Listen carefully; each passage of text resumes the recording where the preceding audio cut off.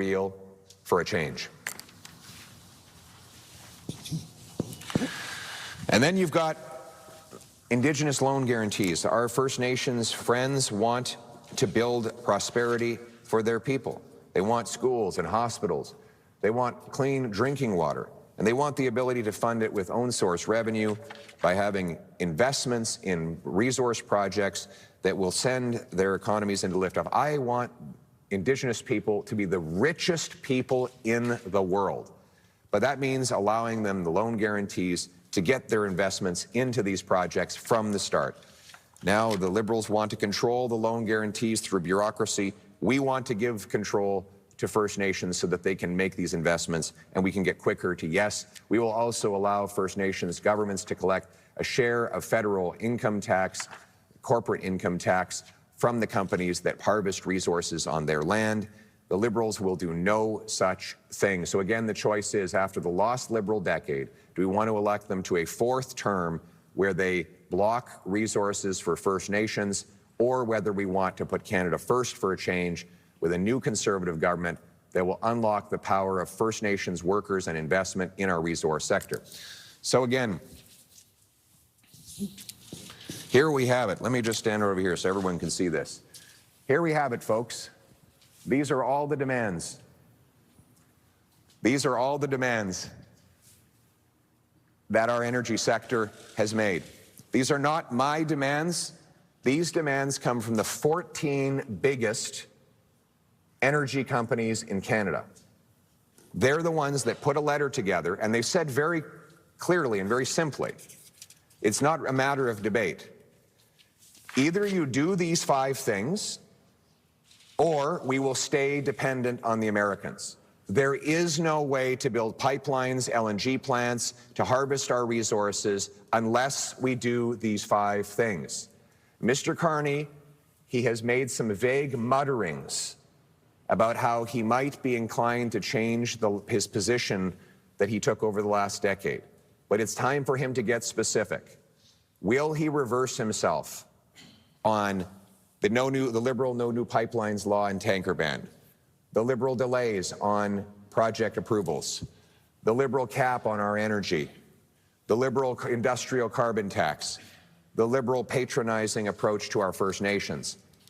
I ask you to pose that question to him directly. And if his answer is anything but yes, then if he's not willing to say that he's abandoning all of his principles and his policies, then you can be very sure that under a 4th Liberal term, our energy sector will continue to be crushed and the Americans will continue to win our money, our jobs, our energy at huge discounts. It is no wonder that Donald Trump is so determined to see Mark Carney stay in power.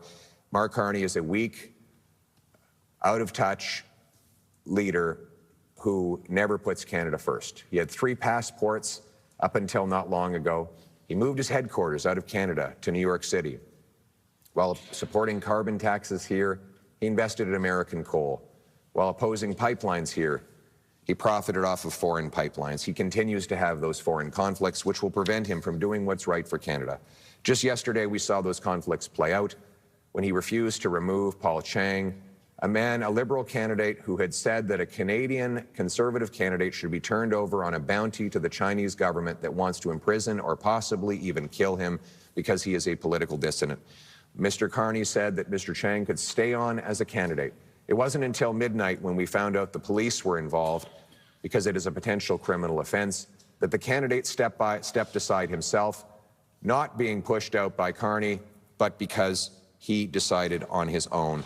Mr. Carney will never put our country first. He will always put himself first. And that is the choice in this election. After the lost Liberal decade of rising costs and crime and a falling economy under America's thumb, do the Liberals deserve a 4th term in power?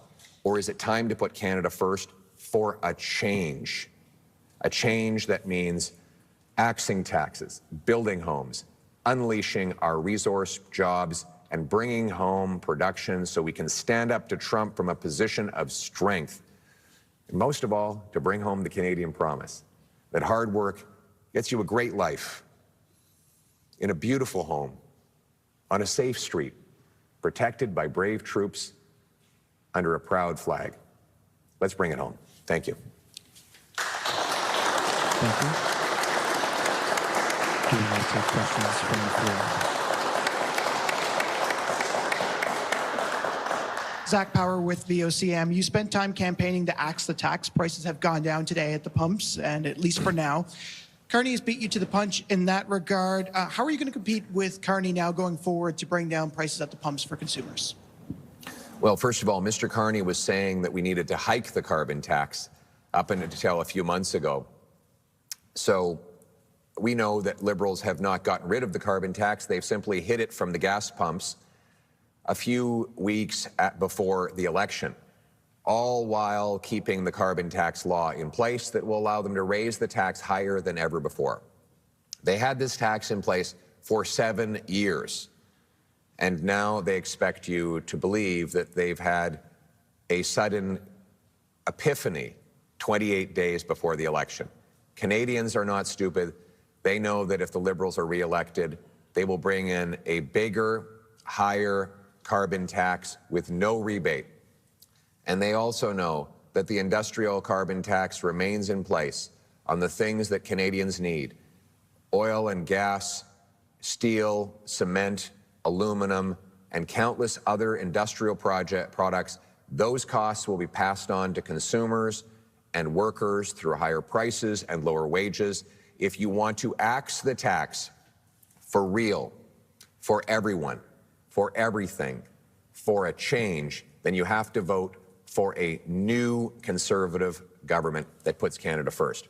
I should add one more thing I forgot to mention.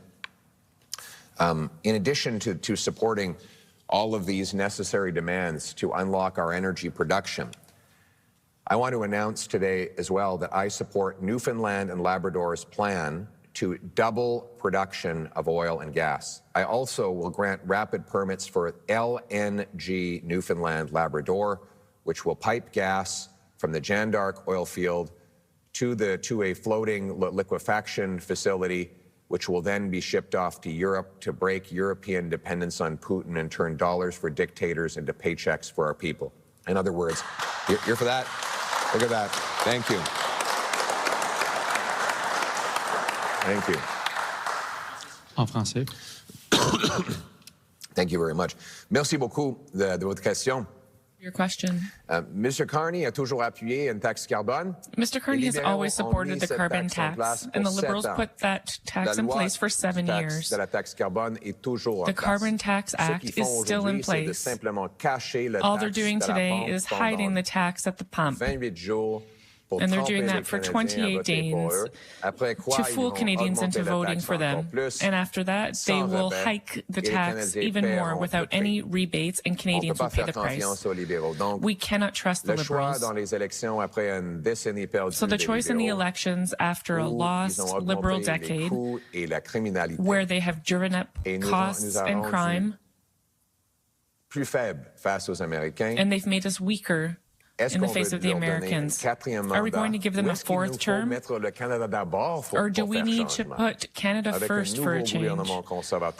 With a new Conservative government that will cut taxes, green light major projects, build housing, and create jobs so that we can stand up to Donald Trump from a position of strength. Next question. Oh, sur l'annonce de Terre-Neuve? OK, oui, m'excuse. Now on the announcement for Newfoundland, yes, today I'm announcing that a Conservative government will put Canada first and will approve the Newfoundland and Labrador plan to double its production of oil and to build LNG Newfoundland and Labrador. This project will distribute natural gas to the coast for liquefaction and shipping to Europe. This will help the Europeans to break their dependence on Putin and our dependence on the Americans. At the same time, it will create jobs here in Canada, especially in Newfoundland. That's what it means to put Canada first for a change.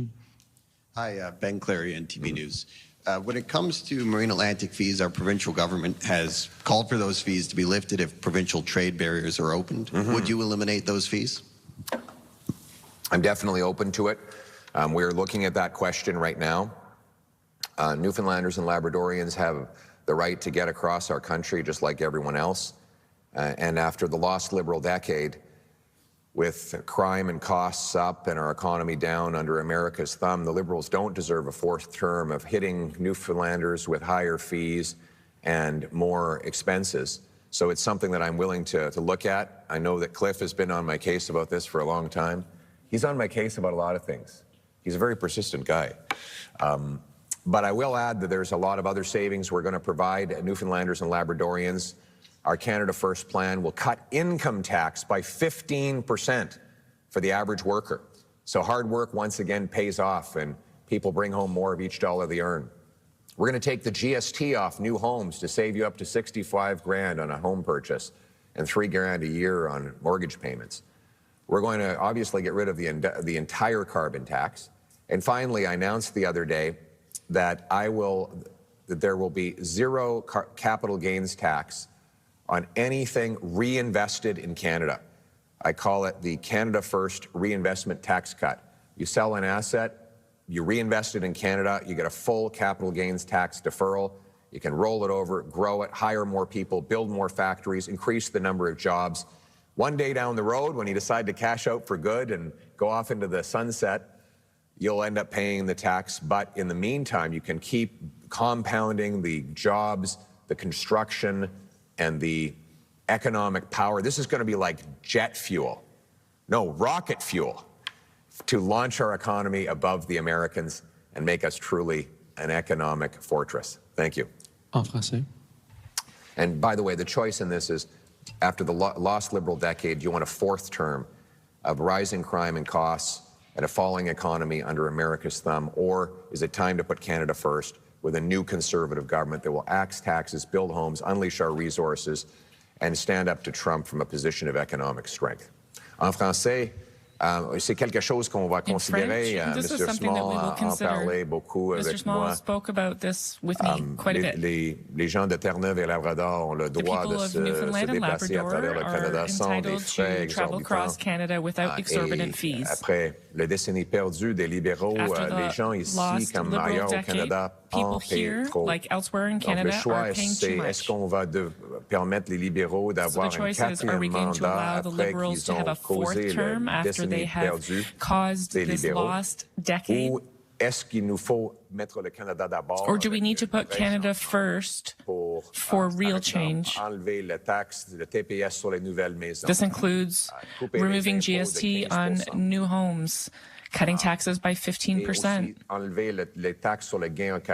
and also removing the capital gains tax for those who reinvest their money in order to strengthen our economy and stand up to Donald Trump from a position of strength. Good morning, Alex Bill from All Newfoundland Labrador. There's a bit of angst in the fishery here right now. Yes. Many fishermen have expressed concern about Ottawa's proposed marine protected areas. Some of them and the provincial government have called for joint management like we have with the offshore oil sector. And the crab fishery depends on trade with the U.S. more than any other part of our economy. So I'm going for a 3-for-1 here, but what would you do about those issues in the fishery? Well, I'm not going to, the radical liberal ideology has been to attack our fishery and shut down our fishing communities. The bureaucracy has been propelled by this liberal government to block harvesters from producing, and now the way that they are going about marine protected areas seems to be designed to shut down whole swaths of territory from whole swaths of areas from harvesting. And this could be devastating for the sector.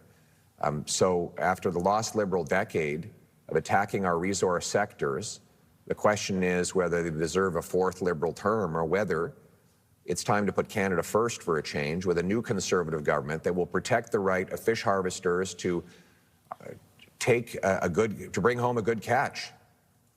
I will not allow marine protected areas to be used to shut down fisheries. We should be using science to determine what the catch should be allowed and where it should be allowed. Science, and not a radical, environmentally extremist ideology of the Liberal Party. This is the same Liberal Party of Stephen Guilbeault and Mayor Gregor from Vancouver, who don't believe in any form of resource extraction. And if they are elected a fourth time, they will destroy our fishery. Do you have anything you want to add on that, Cliff? We have our shadow minister here. Did I cover it all? Come on up. This is Cliff. Well, the 30 by 30 marine protected area agenda is driven by the United Nations, and the radical liberals have signed on to it. And it's a numbers game. It's not a results-oriented program. But we're going to bring our fishing industry to the table, and that includes harvesters, processors, and those who depend on the spin-offs of the bounty of the sea to make sure we increase opportunity in the fishery, to take as much fish as we can while conserving our ecosystem. That's the choice that's on the table right now for our fish harvesters. A decimated fishing industry with continued oppression, or a common sense conservative plan to increase opportunity and to bring home more landings and support our communities that depend on the spin-offs. Thanks, Pierre. Well said. Yeah. En français. And it's great to have a fisherman from Newfoundland and Labrador in this position fighting for these jobs. So the sector, the unions, the workers, everybody knows where I stand and where he stands. And we are the only hope to put Canada first to bring home the catch. Thank you. En français. Merci beaucoup. Après la décennie perdue des libéraux, thank you very much. After the lost liberal decade, the party that has blocked our resources and fisheries across Canada with their radical agenda and environmental policies. We don't need a fourth term. If they're re-elected, they will implement large fishing ban zones, which will affect many small communities across Canada. At the same time, this will allow foreigners to steal our fish and industry. The Conservatives will put Canada first. We will not allow these ban zones go forward. We believe in science, not ideology. We're going to give those who work in the industry guidance and direction, because the fisheries themselves have the capacity and knowledge to give us that direction. And that's how we're going to protect our natural resources here in Newfoundland and Labrador and across Canada. Thank you. We will now go on to the final question. Bonjour, Cody Broderick de Gibraltar. On est à la veille des nouveaux tarifs de Donald Trump. When it comes to Donald Trump's new tariffs, do you think that the U.S. president will spare Canada to allow you to campaign on domestic issues? I want him to stop imposing tariffs on Canada for many reasons. Obviously, it doesn't make sense to target Canada. We're the United States' best friend for hundreds of years. So what's the point in attacking a friend like that? He has complaints about us. Well, at the same time, we have complaints about the U.S., but this should be resolved with discussions, as is normally done, instead of waging a trade war that will kill jobs and make us all weaker. So I call on Mr. Trump to put the tariffs aside and to allow us to protect jobs. If he does that, both countries will be richer, stronger, and more stable. But it's clear that Mr. Trump sees a weakness in Mark Carney, and that's why he supports that Mr. Carney becomes the Prime Minister of Canada. He's already announced that he wants Mr. Carney to win, and we know why, because Mr. Carney will keep Canada weak, and Mr. Trump wants to take advantage of that weakness. So we need a strong leader who will put Canada first. We need a new conservative government that will cut taxes, greenlight natural resource projects, bring our jobs back home here to Canada so that we can stand up to Donald Trump from a position of strength. Well, thank you very much for your question. The question was, will I like Donald Trump to stop tariffing Canada? Yes, absolutely. I'd love nothing more than to see that, the end to this tariff chaos, which is hurting businesses and workers on both sides of the border.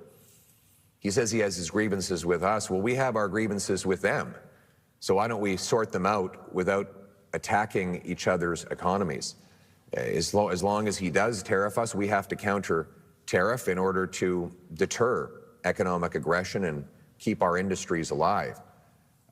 But it's clear that Mr. Trump continues to want to have Mark Carney as Prime Minister. Why is that?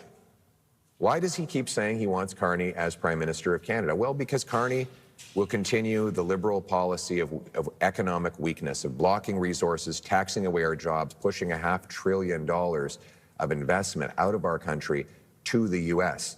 That will only weaken Canada and strengthen Trump's hand.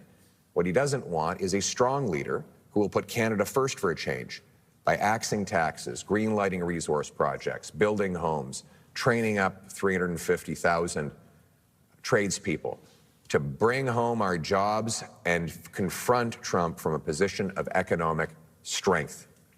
Thank you. That concludes today's press conference. Thank you very much. All right. Thanks, everybody. Good to meet you all. Thank you.